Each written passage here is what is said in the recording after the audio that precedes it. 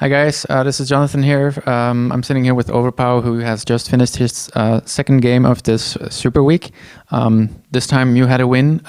We'll first talk a bit about that first game against Millennium. Millennium coming into this split, they're at the top of the table for now with 2-0. Could you talk us a little bit through that game? What went wrong from your side? Is there something maybe from Millennium that you didn't expect that they pulled out? I think the only thing that went wrong against Millennium is our Drake fight. We wanted to just make the Drake and get the easy goal, but it went really bad. I don't think anything else was the problem. Just the Drake, we didn't have any good pickups here. We had Catherine, but that was all. We had Zyra, who can push easily, but if you're falling behind, you can't really do anything against their pick. Okay, so we'll just go into the second game. That might be more fun memory for you. I think you had a flawless game in that game. Like most of your team, I think only Zaxxas died once. How did that game make you feel? Is that is that a nice pickup for you guys going into the next games of this Super Week? Yes, obviously it's a really great pickup for us because we don't go 0-2 first day.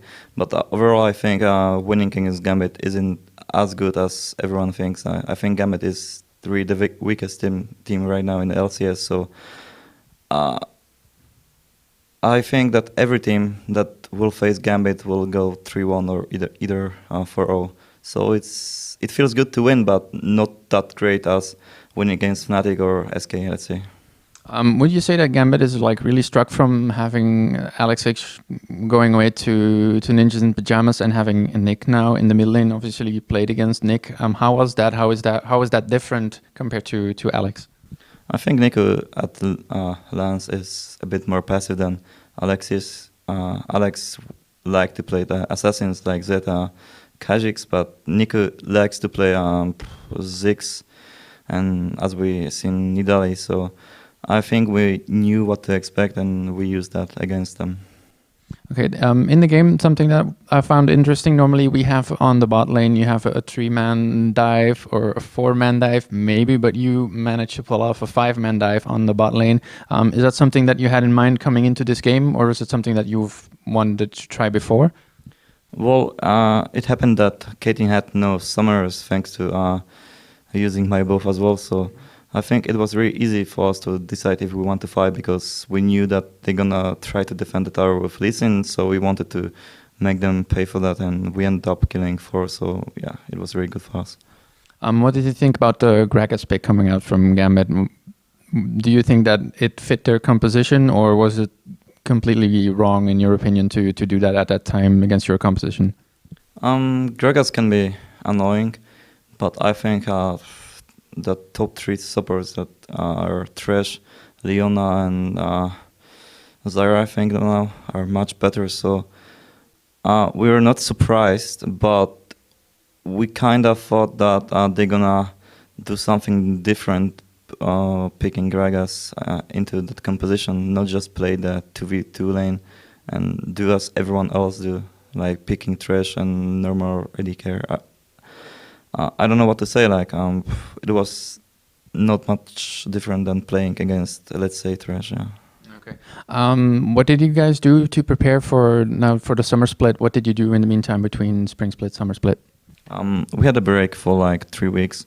Then we flew back to Germany and started to preparing up. We had 5 days of scrims, and I think that was it. We didn't do anything special, just play the scrims, and we wanted to see what teams will play here today, so we can fit into the current meta. But I think it's like the old LoL back from 1 month.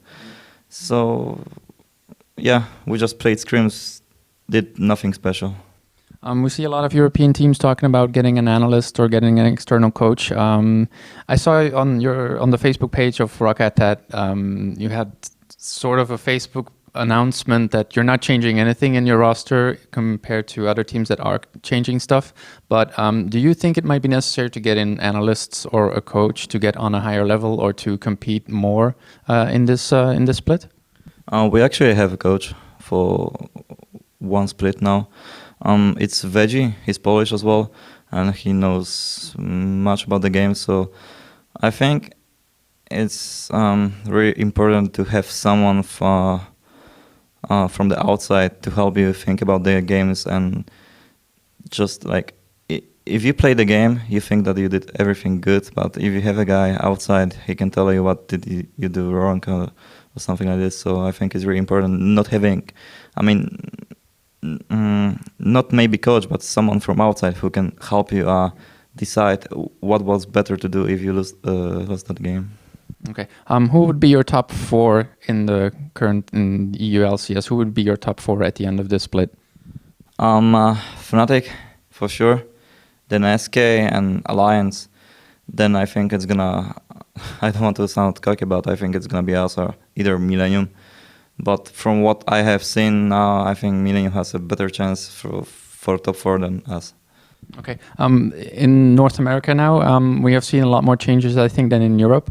Where would you place those teams in the top 4 if you have to decide? Like, I know we haven't seen them yet, but thinking about all the changes that they made, who would you put in the top 4? I think it's not much will change. It's gonna be TSM, C9, and CLG and Dignitas, I think. Do you think that the constant attraction of European players towards the NA teams, is that something that they really need over there, or do you think it will diminish over time? I think if you have opportunity to go to NA, it's great for you because they're more fan base. It's one big country that speaks English, not like Europe. Because for us, we have most of them are Polish fans. Let's say like 90%. That write to us on Facebook.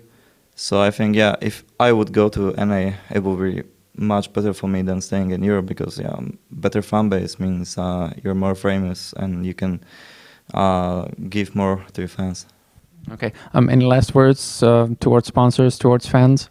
Yeah, of course. Thanks, Roccat, for helping. The new sponsor, RMD, as well. And thanks to my family and my teammates that are supportive. Okay. Thanks a lot for the interview. And good luck in the rest of the LCS.